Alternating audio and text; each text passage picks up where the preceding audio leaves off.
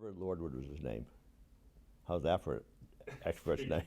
Just let's Okay, round it out. well, we'll just go with it. Turn this thing on, we'll talk about it.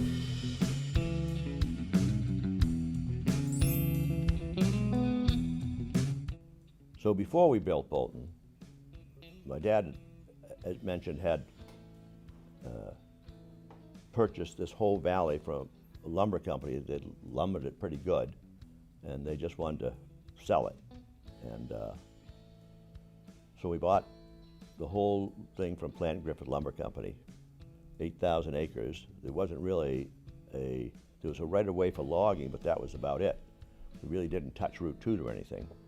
There was about 8 or 10 houses at the bottom of the access road. It was a little dirt road and it just ended. And then there was a logging road that came up here. And that was all there was here. And but I got some friends of mine who are really good skiers, and we did a lot of walking around up here and decided we could make a ski area out of it. But I knew that in order to get the bank to want to invest in it and the state to build the road, we'd have to have a master plan. And in order to do that, I had to find an expert, and there was no snow engineering in those days. You just kind of went up and decided where you were going to put it. But I thought I really had to have a good master plan, and someone had a big vision, and so I needed an expert. So my dad had always said, well, an expert is a bullfighter 100 miles from home. So I said, I don't know if that was entirely true, but I did think having an out-of-state expert would be good. So I hired a design company, Everett Lordwood and Associates out of Connecticut, because that was more than 100 miles from here.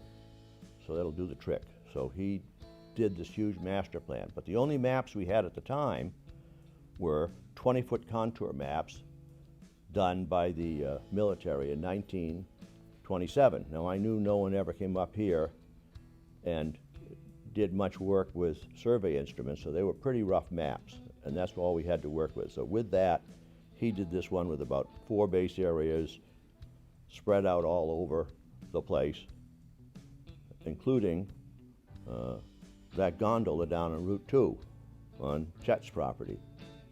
So part of the vision that we did come that I said I wanted to do was I didn't want to develop the access road.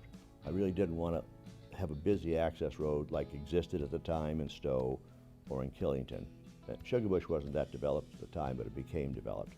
So our plan was to not sell any of the land on the access road, to drive up and arrive at a village and have it so that everybody could walk from their house or their apartment or hotel to the mountain. So we've been really true to that particular vision. So I'm happy about that. And the other thing is, in South Burlington, on part of my dad's farm, we had developed some house lots up on Spear Street and East Terrace. And there was no central water and sewer in South Burlington in those days even, let alone in the town of Bolton. And I saw the septic systems failed, and then they caused pollution. So I didn't want to do that. So we put in the first year a central water and sewer system for the whole community. And then we turned that into a tertiary treatment plant in the 70s. So the water theoretically is potable at the end. No one's much interested in drinking it, but it is potable. It's clean water, and that's one of the reasons that Joyner Brook has never become polluted, is because to this day, almost every single building and house up here, with a couple exceptions that were built after I'd left Bolton the first time, or the only time, are on that plant. And that still exists and is constantly updated. That's why Joyner Brook's such a great place to swim. The other reason why we have this long, winding access road. And I used that master plan the governor then was Phil Hoff, and I knew Phil because he used to come in the restaurant that I had, little restaurant I had in South Burlington. And he helped to get the access road, although I had to get it past the legislature, which took a whole season to get it through the legislature. But that helped us with the funding too at the Burlington Savings Bank and the Chittenden Trust Company as well.